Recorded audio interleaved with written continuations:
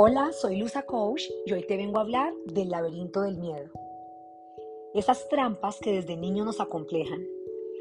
Ese dolor, esa angustia, ese estrés que muchas veces nos llegan a paralizar, nos vuelven torpes, nos hacen ser incoherentes con nosotros mismos y con nuestros pensamientos.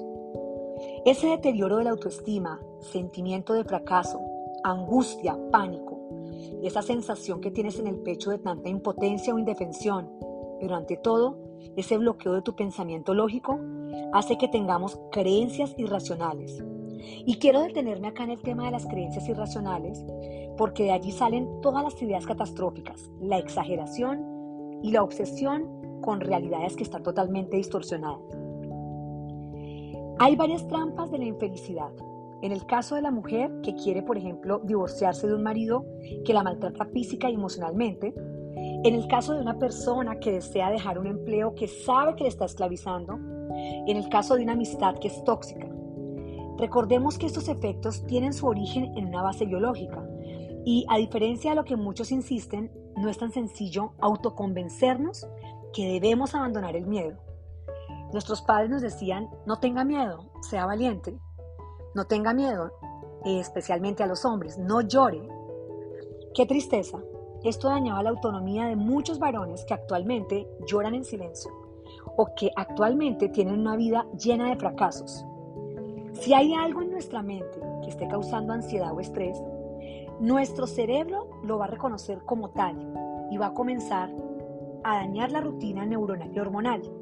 De esta manera, por ejemplo, si yo sé que estoy enfadada con mi pareja o si tengo problemas en el trabajo, las glándulas suprarrenales aumentarán el cortisol, que van a poner un estado catabólico, se llama cataclismo, y de allí pasará a la inmunodepresión, que es la subida de la glucosa y de los problemas estomacales. Todo esto sucede sin que haya una amenaza real en la sala de la casa ni debajo del escritorio, y esto nos ocurre a todos. Cuando investigamos nos damos cuenta que hay reacciones que superan lo biológico y que afectan nuestros comportamientos. Por ejemplo, las más comunes son: tendemos a avergonzarnos o a escondernos o a hacer cosas que no queremos ni siquiera decir. Perdemos autonomía, que es cuando se disminuye la autoestima, lo que reduce la capacidad que tenemos para controlar la situación. Por eso nos tornamos mucho más inseguros. De aquí la importancia en que podamos tener el control. Hoy quiero que enumeremos algunos de los sentimientos y algunas de las reacciones que tenemos en un momento donde el laberinto del miedo nos absorbe. A continuación les voy a encontrar una lista de algunos de los efectos que el miedo va a causar en su comportamiento, para que podamos realizar el ejercicio que les cité anteriormente. A continuación les decía, vamos a tener esos efectos como la irritabilidad, que trae agresividad, las risas o llantos descontrolados, las actitudes discordes con la personalidad, el aislamiento, la timidez excesiva, los balbuceos o repeticiones. Todos son elementos que afectarán nuestra habilidad para resolver problemas, lo que nuevamente nos hundirá mucho más en el temor. Es como un círculo vicioso. De todas esas manifestaciones, hay una que se impone. Y yo quiero darle esa importancia porque en mi experiencia lo considero como la raíz de gran parte de los problemas de la gente que dice: quiero soporte, y que estoy bloqueándome para tomar decisiones, y eso lo encuentro en mi entorno y lo encuentro en mí misma. Tomar una decisión y ejecutarla son acciones claves, ya sea para hacer una propuesta al director, para hacer una propuesta de lanzamiento de un producto en el mercado, para poder tocar un tema con nuestra pareja, con nuestros hijos. En todos los campos, el miedo afecta nuestra capacidad para procesar la información y hace que pospongamos la ejecución de aquello que sabemos que debemos hacer. Una de las formas, por ejemplo, en que esto sucede es enviando señales contradictorias. Por eso, la primera trampa es que empezamos a sentir miedo, nos ocultamos, pero luego, con esa indecisión, traemos frustración. Analizar en exceso nos lleva a procrastinar. Recuerden que el miedo mueve los hilos de ese fantoche, pero si analizamos un poco, descubriremos que ese énfasis por los detalles puede ser un mecanismo para refugiarnos en una condición en la que pensamos que estamos muy seguros, la de no hacer nada. No debemos creer que el miedo es un mal exclusivo de las personas.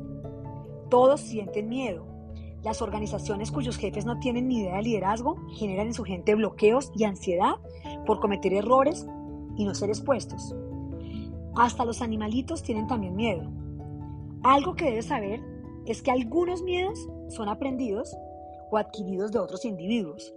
Ciertos monos aprendieron, por ejemplo, a temer a cosas inofensivas cuando veían videos que fueron editados por los investigadores de otros monos que expresaban terror.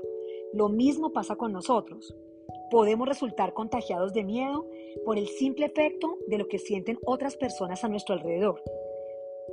Como podemos ver, los efectos del miedo son el ámbito psicológico y son tan serios como el ámbito físico. Lo peor es que traen consigo los males de ambos mundos. Pero sí hay una buena noticia, y es que podemos hacer cambios en nuestro pensamiento y en el órgano mismo. También podemos cambiar la química utilizando medicamentos, pero también podemos hacerlo a través de la meditación, a través de la oración. Quiero que sepas por medio de este podcast que si somos adictos a la comodidad, así como lo escuchas, la comodidad causa adicción. Y cada vez que consumimos aquello a lo que nos hacemos adictos, nos hundimos más. Si somos esclavos del miedo, hoy mi invitación es a tomar medidas, a enamorarnos de nosotros, pero para llegar a enamorarnos de nosotros debemos enumerar aquellas cosas que nos producen tanto terror. Nadie dijo que sería fácil, pero solo podremos hacerlo cuando nos convenzamos de que es posible. Entre más practiques ciertos comportamientos, más fácil se te va a hacer crear nuevas prácticas. Y esa plasticidad ocurre aun cuando no sepamos. Es decir, que cada vez que actuamos, estamos modificando cómo opera el cerebro. Si nos refugiamos en conductas evasivas, aumentamos la probabilidad de que lo sigamos haciendo. Pero si cambiamos y trabajamos en nuestro mapa mental, sin querer reformarlo al 100%, porque ya hay unos campos neuronales y ya hay unas conexiones específicas en nuestro cerebro, sí podemos llegar a analizar y podemos reaccionar ante esos momentos de miedo, de estrés o de angustia. Comprender el por qué y el para qué. Así que hoy te invito a que analices cuáles son tus miedos, en qué momento llega ese miedo y algo importante, no te atragantes de ego cuando hay tanto dulzor en las cosas sencillas. Muchos de nuestros miedos son por cosas que posiblemente nunca van a ocurrir. El 98% de nuestras preocupaciones están solo en nuestra mente. Te envío un abrazo y espero que este podcast llegue a tu corazón y pueda servirte para entender por qué tantos temores han bloqueado tu vida y por qué desde este momento puedes cambiar la percepción de esos errores y de esos miedos y convertirlos en retos y en triunfo. Un abrazo para ti.